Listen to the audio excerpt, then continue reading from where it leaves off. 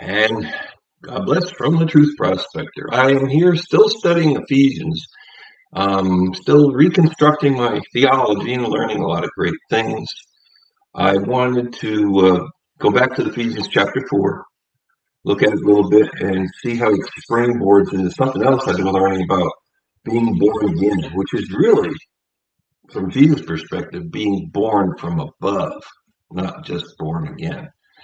Anyways, that's another subject, John chapter 3, I want to get into. But what it really means to be born again is to be born from above. Anothen in Greek has two significations. Jesus was using it in the context of being born from above, anothen, but also the word can come to mean be born from the top or be born again. And Nicodemus took it the other way because he couldn't get it through his noggin that he's eternal. But he had to be born through his mother's womb a second time. But that's not what Jesus was saying to him. You must be born from above to see the kingdom of God, which makes sense. Be born into eternity means to be born not again, but with no past or future. It's eternal. It's a great statement. It is greater to be born from above eternally than to be born another time. This includes being born again, but it goes way beyond it. Because we have been born again in Christ, with Christ, for eternity, past, present, and future. We are continuing to be born again and again and again and again. And that's what eternity is all about. Well, I went on the sideline there, but Ephesians 4:4. There is one body, one spirit, as you're called in one hope of your calling. We are called by name into God's family. That's what a calling means. You're called by your last name, God. That's your last name. Whoever your first name is, it's God. Because you're called into his family. There's one body, one spirit, even as you're called in one hope of your calling. That's our hope, to be in God's family. We are called by his name. The last name of you is God. So I want you to note here that the Apostle Paul used the word one 7 times. Unity. This is why Paul pleaded with us to walk as God's family. That's according to our calling. We are called into his family as one family. And our attention should always be to be quick, to be ready, to run and fight for this unity, this one family, with no separations by religion, unity with each other in love, and first of all, unity with God, a love that binds all mankind, a love, God's love that binds all mankind together in an inclusion, not a separation, an inclusion in his peace, so we have peace with all men, because we have peace with God. Ephesians 4:3, endeavoring or striving to keep the unity of the Spirit in the bond of peace. One body of mankind, number one. One Spirit that we all share is one, number two. One calling, one family, and one hope is number 3. One Lord Jesus Christ to guide us in this world, number 4.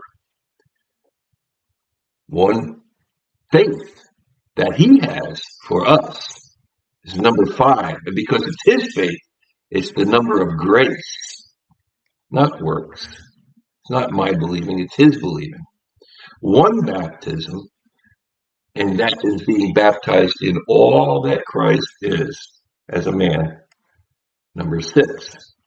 One God and Father of all things is number 7. The number of completion. 7 ones in these verses. One God who is our Father and Creator. One eternal God who is the origin of everything in the universe.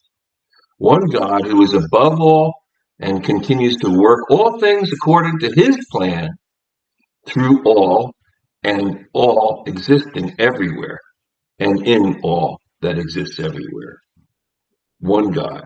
Ephesians 4:6. One God and Father of all, who is above all and through all and in you all.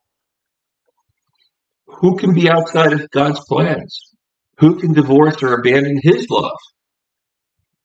His great love that he gives to us by becoming a man named Jesus Christ to save all his creation. Who can analyze or grasp his infinite power and love that was in Christ? Ephesians 4:7. But unto every one of us is given grace according to the measure of the gift of Christ. What a gift it is to be born from above.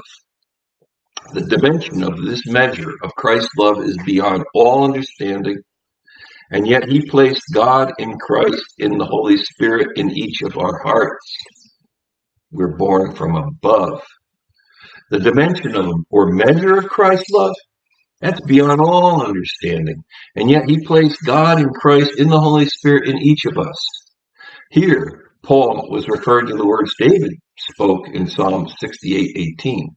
Psalm 68:18. Thou hast ascended on high, thou hast led captivity captive, thou hast received gifts for men, yea, the rebellious also, that the Lord God might dwell among them. Ephesians 4:8. Paul says, wherefore he said, written in the scripture, God said, wherefore he said, when he ascended up on high, he led captivity captive and gave gifts unto men. David actually said in the Hebrew that he was quoting, Lakakta matanot ba'adam, or you have taken gifts in Adam, in mankind, in human form. Not just for or gave them to mankind. He gave mankind as a gift back to God. The Spirit inspired David to say that not only God would lead captivity and death to the cross, but the Holy Spirit inspired David to say what he would do by taking back mankind as his reward, as his booty from the mouth of death and give it back to God. And ultimately, even those who rebel and are enemies, I was too at one time, they also will become God's family so that he may reign and live amongst them in his kingdom. There was no way that David could receive all the revelation that was given to Paul, since Jesus had not come as God's word in the flesh yet to declare and reveal God's will. But this is his ultimate plan. It's a family. Your last name is God. He won all mankind back at the cross. You just don't see it. It's now time to see it. It's time for men to wake up to this reality and stop rebelling against it and separating each other. Ephesians 4:8. Wherefore he says, when he ascended up on high, he led captivity captive and gave gifts unto men. It says unto men. Here the Greek is written. He, God in Christ, ascended, and then he gave mankind gifts. But what are these gifts? What are these gifts but the living Spirit of God in Christ living in the hearts of mankind who receives him? It is not just the fivefold ministries, but much more. These gifts are much more. The gift of Christ gives a dimension to the grace and defines our individual value as sons of God. It's much bigger than titles and ministries. It cannot be contained in gift ministry titles. It is that we all have become the gifts of God as his family. It is, if the ministers teach unity, they do well. If not, they create denominations and divisions. The ministry Paul was referring to lead us into the reality of the unity of a family with God and each other.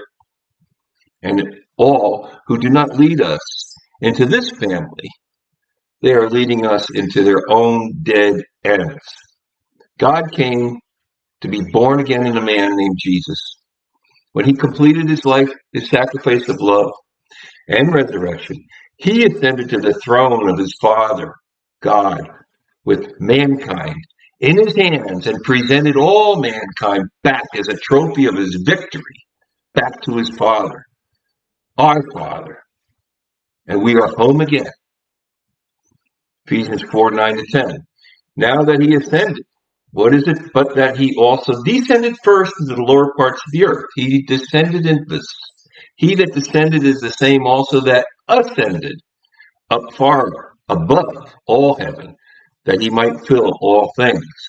He is God the Father eternally born into his Son, Jesus. God in Christ, reconciling his creation back to where it always exists, eternally. Philippians 2:6-7. Who being in the form of God thought it not robbery to be equal to God, King James says, but made himself of no reputation and took upon him the form of a servant and was made in the likeness of men. I want to read the ESV translation, which I think is better. Philippians 2:6-8 ESV. Who, though he was in the form of God, did not count equality with God a thing to be grasped, but emptied himself by taking the form of a servant, a man, and being born in the likeness of men. He being found in human form, he humbled himself by becoming obedient to the point of death, even the death of the cross. Next time, I would like to concentrate on John chapter 3, more about being born from above instead of just being born again. Jesus was not teaching Nicodemus about being born a second time, but he was teaching him about being born from heaven. And we have eternally been born in God's perspective from heaven. He was teaching Nicodemus that he was eternally born and that he was born from above. That is the kingdom of God. And then I'd like to look deeper into the gift ministries and what Paul was saying they are.